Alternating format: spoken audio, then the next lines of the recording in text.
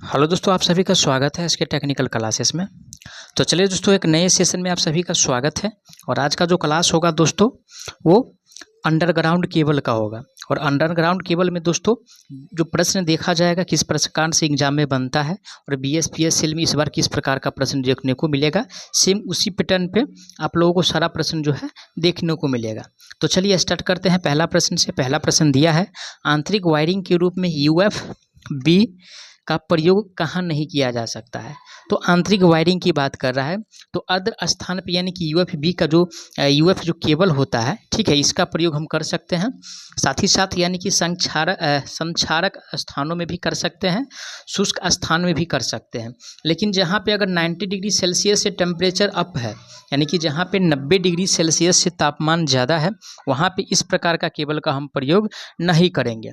क्योंकि दोस्तों UF में जो है क्योंकि UF केबल में B में Y वर्ग का इंसुलेशन प्रयोग किया जाता है। UF केबल में जो है, ठीक है, UF केबल में B या Y केबल का जो वर्ग का इंसुलेशन जो होता है, हम इसका यानी कि प्रयोग करते हैं। लेकिन 90 डिग्री यानी कि सेल्सियस जो है काफ़ी ज़्यादा हो जाता है, इसलिए हम UF केबल का प्रयोग जो है 90 डिग्री सेल्सियस से अधिक पे नहीं कर सकते हैं। तो करेक्ट आंसर जो होगा ऑप्शन इसका B सही हो जाएगा। चलिए अगला प्रश्न पे चलते हैं। अगला प्रश्न दिया हुआ है कि केबल का इंटरशीथ ग्रेडिंग प्रदान करता है, यानी कि केबल में जो इंटरशीथ ग्रेडिंग होता है हम कहाँ पे प्रदान करते हैं। ऑप्शन ए में दिया है 0 विभव प्रवणता पे, बी में कह रहा है कि यादृच्छिक विभव प्रवणता पे, सी में कह रहा है एक समान विभव प्रवणता पे, और डी में कह रहा है असमान विभव प्रवणता पे। तो यानी कि इंटरशीथ ग्रेडिंग जो मैनली रूप से जो प्रदान किया जाता है, ये समान विभव प्रवणता में, किसमें, समान विभव प्रवणता में यानी कि क्या होता है तो प्रदान किया जाता है। और समान विभव प्रवणता जो दिया हुआ है वो ऑप्शन सी में है। करेक्ट आंसर की बात किया जाए तो ऑप्शन इसका सी सही हो जाएगा। अगला प्रश्न पे चलेंगे। अगला प्रश्न दिया है, उच्च वोल्टेज केबल्स में इंसुलेशन के लिए आमतौर पर प्रयोग की जाती है, यानी कि उच्च वोल्टेज की बात कर रहा है, यानी कि हाई वोल्टेज में। और हाई वोल्टेज लाइन जहाँ पे ट्रांसफ़र हो रहा है और उस केबल में मैनली रूप से जिस इंसुलेशन का हम प्रयोग करते हैं उसका यानी कि नाम बताना है, ठीक है ना। ए में दिया है यानी कि रबर, बी में दिया है कागज़, सी में दिया है शीशा, और डी में कह रहा है यानी कि लोहा। तो लोहा तो क्या है, एक प्रकार का यानी कि चालक पदार्थ है, तो इंसुलेशन का तो काम नहीं करेगा। तो ऑप्शन जो है एक इसमें से यानी कि कैंसिल होने वाला है, यानी कि कम होने वाला है। अब मात्र 3 ऑप्शन जो बच रहा है उसमें से एक ऑप्शन को टिक करके हमको राइट आंसर क्या करना है भाई, वो लगाना है। तो देखिए दोस्तों, यानी कि रबर जो होता है ना, रबर का प्रयोग जो है हाई वोल्टेज केबल्स में इसका प्रयोग नहीं किया जाता है ना, यानी कि लेड का प्रयोग किया जाता है। हाई वोल्टेज का केबल जो होता है उसमें इंसुलेशन के रूप में जो पदार्थ यूज किया जाता है वो कागज़ का होता है, जो कि ऑप्शन बी में दिया है कागज़। राइट आंसर जो होगा ऑप्शन इसका बी सही हो जाएगा, ठीक है। चलिए अगला प्रश्न दिया है, भूमिगत केबल के विभव दबाव अधिकतम होता है, यानी कि भूमिगत केबल का जो होता है, भूमिगत केबल का तो विभव दबाव, ठीक है, यानी कि वोल्टेज स्टेज इज मैक्सिमम, यानी कि वोल्टेज स्टेज जो है वो मैक्सिमम यानी कि किस पॉइंट पे होता है। तो सबसे पहले CIMBAS, ठीक है, ये क्या है भाई, तो ये केबल का क्रम है, ये सर्वरिंग है, आर्मरिंग है, बेडिंग है, मेटेलिक शीट है, इंसुलेशन है, कंडक्टर है। और सबसे ज़्यादा जो प्रबलता होगा दोस्तों कंडक्टर पे होता है, ठीक है, यानी कि कंडक्टर पे होता है, यानी कि चालक वाले पदार्थ पे सबसे ज़्यादा प्रबलता होता है। प्रश्न पूछ सकता है एग्जाम में कि सबसे ज़्यादा प्रतिबल जो है कंडक्टर के किस भाग में होता है, मेटेलिक शीट में, सर्वरिंग में, आर्मरिंग में, बेडिंग में, कंडक्टर में। तो सबसे ज़्यादा जो होगा वो चालक पदार्थ में होगा, यानी कि कंडक्टर में।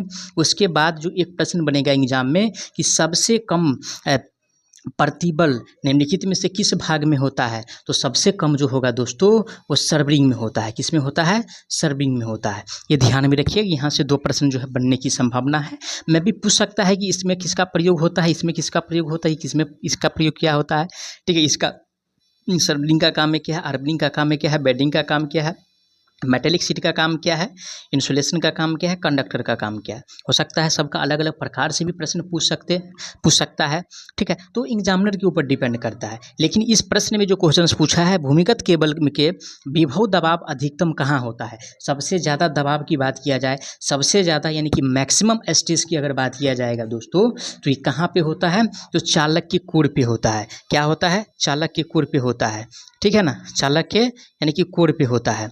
और ऑप्शन इन्सुलेशन किस में दिया है, कोर ऑफ द कंडक्टर, वो ए में दिया है। तो राइट आंसर जो होगा दोस्तों ऑप्शन इसका ए सही हो जाए, क्योंकि ए में जो दिया हुआ है वो कोर ऑफ द कंडक्टर, चालक के कोर पर दिया हुआ है। ठीक है, चलिए अगला प्रश्न पे चलते हैं।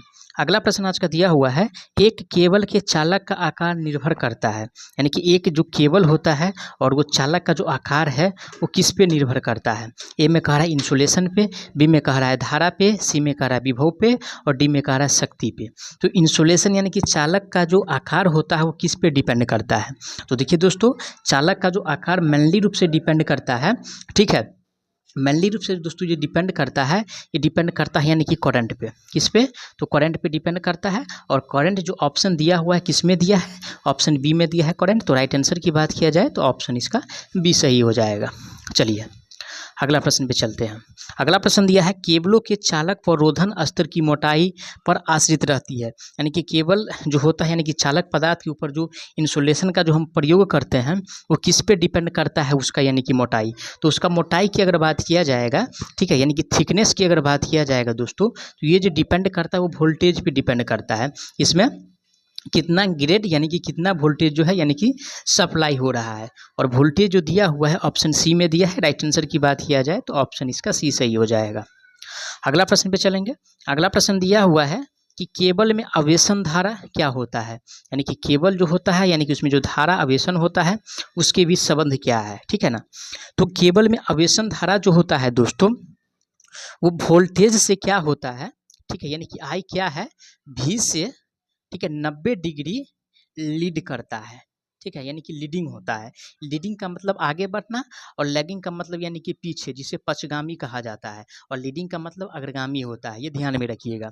तो पीछे तो नहीं होता है, भोल्ता से आगे चलता रहता है। तो ऑप्शन बी में दिया है भोल्ता से आगे, तो करेक्ट आंसर जो होगा ऑप्शन इसका बी सही हो जाएगा। अगला प्रश्न पे चलेंगे। अगला प्रश्न दिया है कि केबल सामान्यतः डैश प्राप्त करने के लिए वर्गीकृत होते हैं। तो केबल क्या प्राप्त करने के लिए वर्गीकृत होते हैं।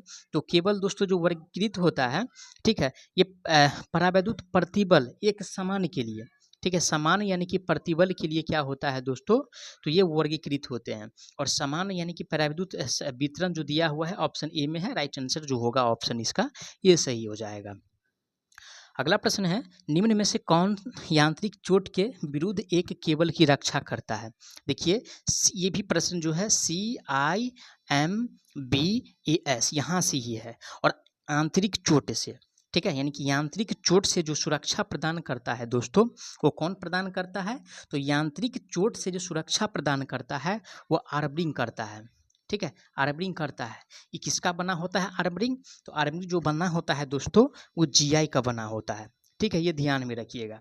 तो राइट आंसर की बात किया जाए, आर्मरिंग जो दिया हुआ है ऑप्शन सी में दिया है। करेक्ट आंसर की बात किया जाए तो राइट आंसर जो होगा वो आर्मरिंग से ही हो जाएगा, ठीक है। चलिए अगला प्रश्न दिया है कि कोर केबल को YFY के रूप में डिजाइन किया गया है, यह इंगित क्या करता है। क्या है भाई, तो YFY, तो ताम्र चालक PVC रोधन का, format wire flat armoured PVC फॉन्डेड, बी में है एल्युमिनियम चालक, सी में है ताम्र चालक और डी में है एल्युमिनियम चालक XLP। तो देखिए इसका यानी कि कोड होता है, आप लोग ध्यान में रखिएगा, कोई दिक्कत होने वाला नहीं है। अगर नंबर दे दिया जाएगा कोई, जैसे ये नंबर है, ठीक है, लेकिन यहाँ पे जो प्रश्न जो स्टार्ट हुआ ये नंबर से स्टार्ट नहीं हुआ है, और जब नंबर से स्टार्ट नहीं हुआ है तो यहाँ पे कॉपर आ जाएगा सबसे पहले। क्या आ जाएगा, कॉपर आ जाएगा सबसे पहले। अगर नंबर आता तो एल्युमिनियम आ जाता, नहीं है नंबर तो कॉपर आ जाएगा। उसके बाद क्या होगा, तो उसके बाद यानी कि एफ का जो मतलब होता है, दूसरा स्थान पे जो आता है वो इंसुलेशन आता है, और इंसुलेशन की बात किया जाए तो XLPE, ठीक है, ये आ जाएगा, ठीक है। और उसके बाद यानी कि वाई जो इंगित करता है ये PVC इंगित करता है, आउटर मोस्ट ऑर्बिट, यानी कि आउटर सरफेस, यानी कि सबसे ऊपरी भाग में जो होगा दोस्तों PVC का इंसुलेशन होगा। ऑप्शन पढ़ेंगे तो सबसे पहले यानी कि तांबा है और PVC, तो PVC नहीं होगा, तांबा के बाद दोस्तों XLP होना चाहिए। एल्युमिनियम तो पहले ही कट जाएगा, एल्युमिनियम वाला ऑप्शन होगा ही नहीं। और ऑप्शन ए और सी में से जो आंसर होगा दोस्तों ये चालक हो जाएगा, उसके बाद XLP रोधन हो जाएगा, और उसके बाद जो है PVC सीटेड यानी कि इंसुलेशन का गुण जो रहता है वो हो जाएगा। तो करेक्ट आंसर जो होगा ऑप्शन इसका सी सही हो जाएगा। चलिए अगला प्रश्न पे चलते हैं।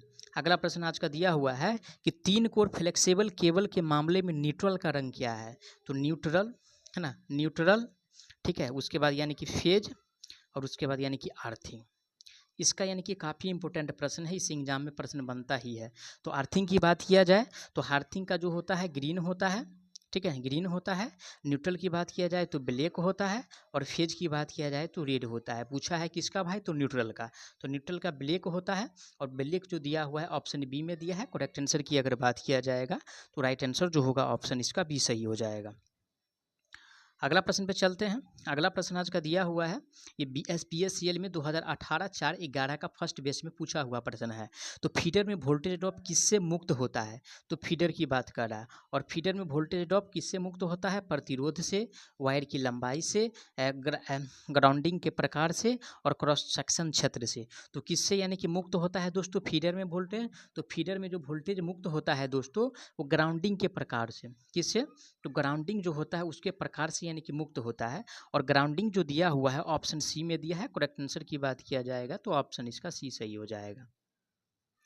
अगला प्रश्न पे चलेंगे। अगला प्रश्न दिया है कि डैश का उपयोग केवल छोरों को एक उपकरण से जोड़ने के लिए किया जाता है या केबल की रक्षा भी करता है और तनाव मुक्त रखता है।